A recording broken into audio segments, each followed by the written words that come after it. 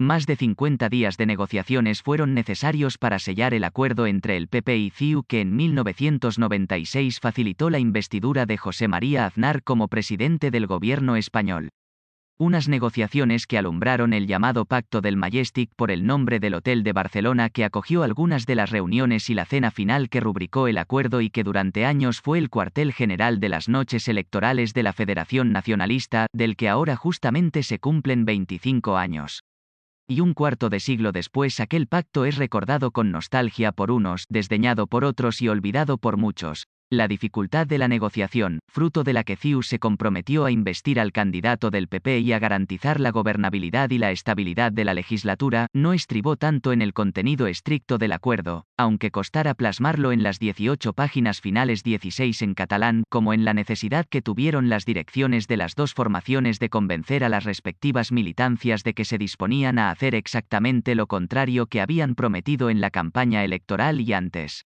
El PP venía de una larga etapa de acoso al PSOE, la del «váyase, señor González», de la época de los GAL y las escuchas telefónicas del CSID, en la que a CiU, y especialmente a Jordi Pujol, les tocó pagar el pato por el apoyo que le brindaban y se convirtieron en blanco de toda clase de improperios que culminaron con aquel «Pujol, enano, habla castellano», coreado por los afiliados congregados la noche del 3 de marzo en Madrid frente a la sede de la calle Génova para festejar la histórica victoria de Aznar. El ambiente que se había ido cociendo a fuego lento a lo largo de muchos meses hacía impensable que el PP pudiera aliarse con aquel al que había vilipendiado hasta la saciedad y que CiU pudiera hacer lo propio con aquel que le había dicho de todo, y más, mientras no le necesitaba. Pero la política tiene estas cosas. Aznar y Pujol hicieron de la necesidad virtud, pusieron el pragmatismo por delante y consiguieron que las parroquias de cada uno respaldaran la alianza.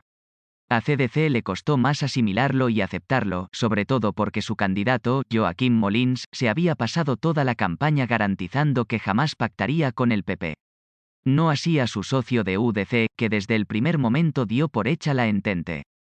Es más, Josep Antoni Duran Lleida llegó a un acuerdo directamente con Aznar según el cual Joan Rigol ocuparía la presidencia del Senado, pero el 126º presidente de la Generalitat en persona lo abortó. Pujol, de hecho, los primeros días después de las elecciones hizo esperar al líder del PP. Antes quiso reunirse con Felipe González, para despedirse, pero también para conocer cuál sería la actitud del PSOE ante el nuevo pacto que CiU tenía en ciernes, que ya empezaba a vislumbrarse que pasaría por la agitación del fantasma de la ruptura de la cohesión territorial de España, aquel según el cual el inquilino de la Moncloa de turno siempre realiza más concesiones de la cuenta a los nacionalistas, exactamente igual que había hecho el PP mientras estaba en la oposición.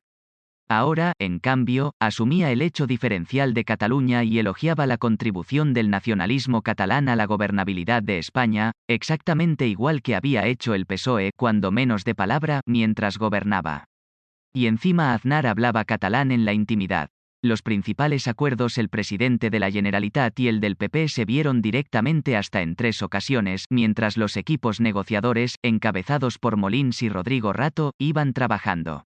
Hubo sus más y sus menos, pero después de muchas reuniones en Madrid y en Barcelona, algunas maratonianas, al final la fumata salió blanca.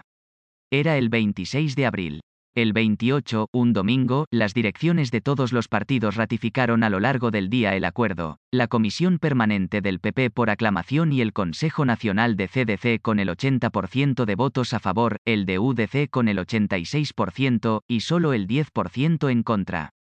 Pujol había conseguido lo que al principio parecía imposible y por la noche firmaba con Aznar el que ha pasado a la historia como Pacto del Majestic. Y 2 meses después del 3 de marzo, el 4 de mayo, el líder del PP era investido presidente del gobierno español. El PP cumplió en apenas 2 años, la mitad del mandato, la totalidad de los compromisos, incluida la defenestración no escrita de su hombre en Cataluña, Alejo Vidal Quadras, sustituido por Alberto Fernández Díaz. Y a partir de entonces los socios empezaron un progresivo distanciamiento, acentuado a raíz de la mayoría absoluta de Aznar del 2000, y que en realidad se ha mantenido hasta hoy. Un hoy en el que, con la perspectiva del tiempo, aquel acuerdo concita la nostalgia de los que añoran que se repitan alianzas como aquella entre los gobiernos catalán y español, el desdén de los que lo consideran un eslabón más del fallido régimen del 78, y el olvido de las nuevas generaciones que, cada vez más, pasan de la política Un pacto, en fin, de otra época.